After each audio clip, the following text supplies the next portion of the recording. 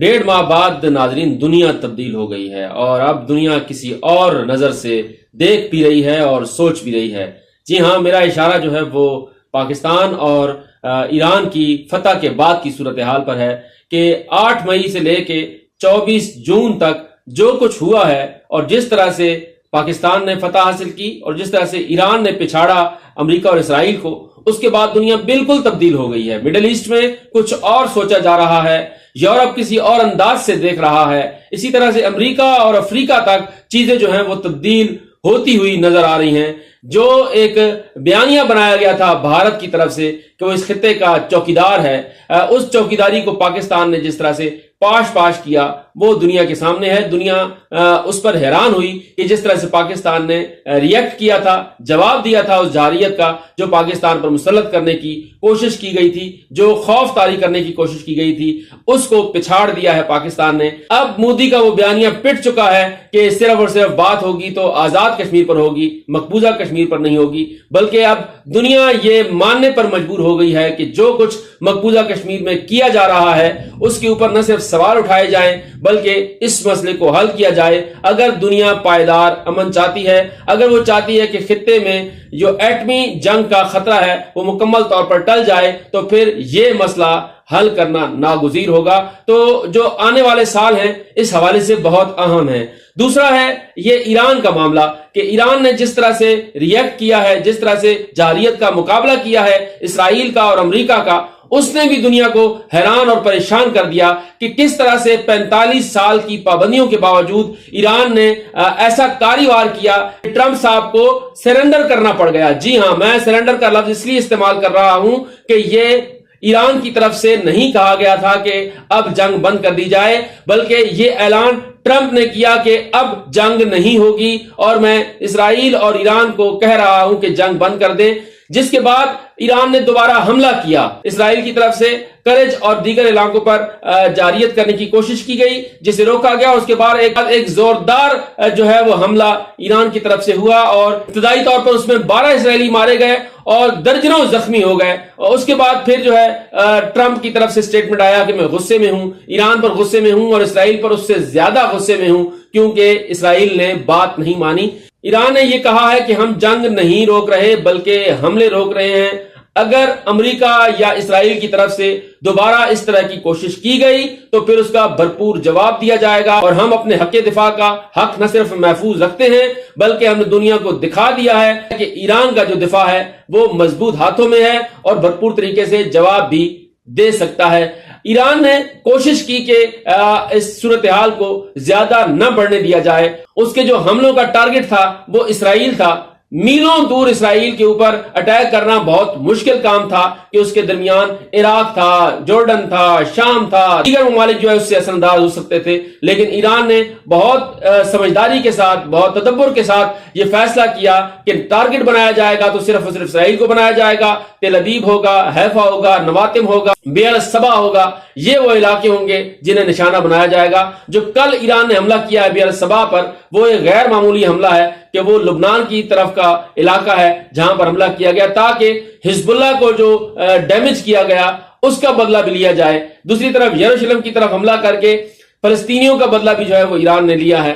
फलस्तीन की तरफ से एक अहम आवाज जो पाकिस्तान में गूंजती है, साबिर अबू मरियम, उन्होंने भी ये कहा है कि ईरान ने जंग बंदी के लिए ये शर्त रखी है, अगर आप गजा को इमदाद पहुंचाने देंगे, अगर आप गजा पर बमबारी नहीं करेंगे तो फिर ये जंग बंदी होगी। बसूरत दीगर कोई जंग बंदी नहीं है और हम हालत जंग में थे, हालत जंग में हैं और हालत जंग में रहेंगे क्योंकि हमें अपने मक्कार दुश्मन पर किसी किस्म का एतबार नहीं है। ये वो हिकमत अमली है जो ईरान ने अपनाई है और ईरान के अंदर ये सोच जो है वो बहुत ज्यादा तकवीयत पा चुकी है कि ईरान की जो मौजूदा हुकूमत है यही इन मामलात को देख सकती है और जरूरतमंदाना अंदाज में आगे बढ़ सकती है, जिसका मुजाहिरा, जिसका मुशाहिदा इस तमाम सूरत हाल में किया है। अब यहां पर एक और चीज है, ट्रंप साहब ये समझ रहे थे कि ये जंग मुसल्लत करके वो हीरो बन जाएंगे, लेकिन वो हीरो से जीरो होते हुए नजर आ रहे हैं। इस वक्त जो कुछ अमेरिका में हो रहा है, जिस तरह से मुजाहिरे हो रहे हैं, जिस तरह से बार बार ये कहा जा रहा है कि तुमने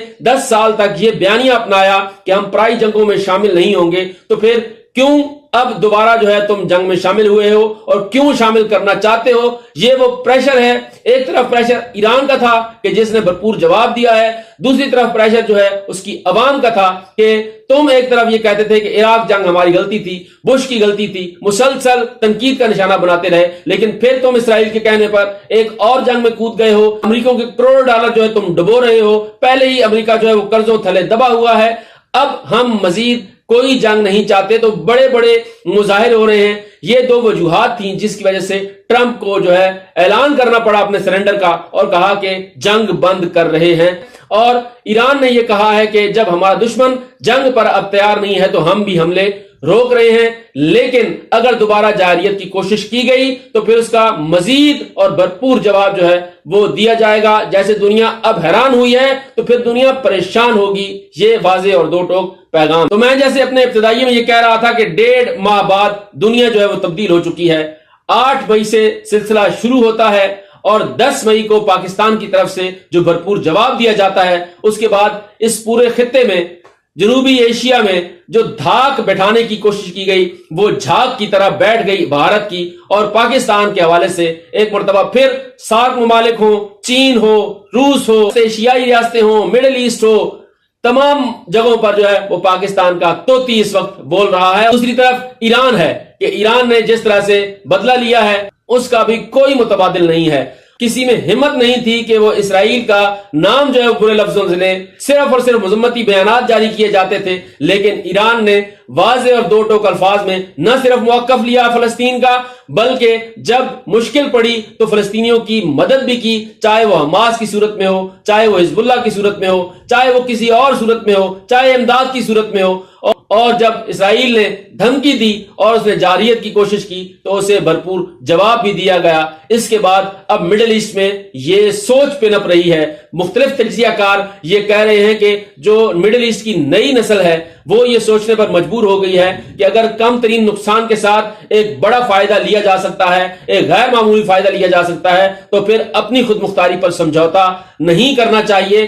یہ سوچ جو ہے اب مڈل ایسٹ کی ریاستوں میں ضرور پائی جا رہی ہے اور اس کے اوپر ضرور غور کیا جا رہا ہے کہ اگر ایران تنہا 45 سال کی پابندیوں کے باوجود اس پوری دنیا کا مقابلہ کر سکتا ہے، یورپ کا مقابلہ کر سکتا ہے، امریکہ کا مقابلہ کر سکتا ہے، اسرائیل کا مقابلہ کر سکتا ہے، بڑی طاقتوں کا مقابلہ کر سکتا ہے، برطانیہ کا مقابلہ کر سکتا ہے، تو پھر یہ ریاستیں کیوں نہیں کر سکتی؟ جس طرح سے اس نے اپنی مدد آپ کے تحت میزائل لانچ کیے ہیں، اپنی ٹیکنالوجی بنائی ہے، جس طرح سے اس نے اپنی مدد آپ کے تحت اپنے سوشل میڈیا پلیٹ فارمز بنائے ہیں، تو کیا دوسرا کوئی ملک یہ نہیں کر سکتا؟ تو اس کے اوپر اب غور جو ہے وہ شروع ہو چکا ہے اور آنے والے سالوں میں اس حوالے سے ایک نیا انقلاب برپا ہوگا. اب ایک نئی دنیا جو ہے وہ منظر عام پر آئے گی.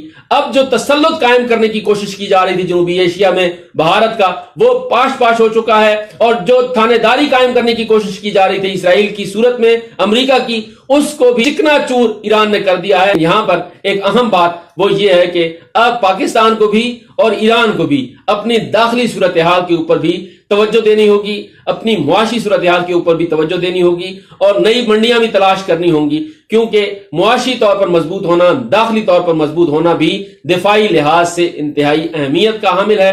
پاکستان اور ایران کے درمیان جو تعلقات ہیں وہ پہلے سے زیادہ مضبوط ہو کر سامنے آ گئے ہیں. جو لوگ تنقید کر رہے تھے پاکستان اور ایران کے تعلقات پر، یا اسے کسی خاص قسم کی اینک سے دیکھ رہے تھے، تو وہ میرے خیال سے اپنی اینک کا نمبر اب تبدیل کر لے.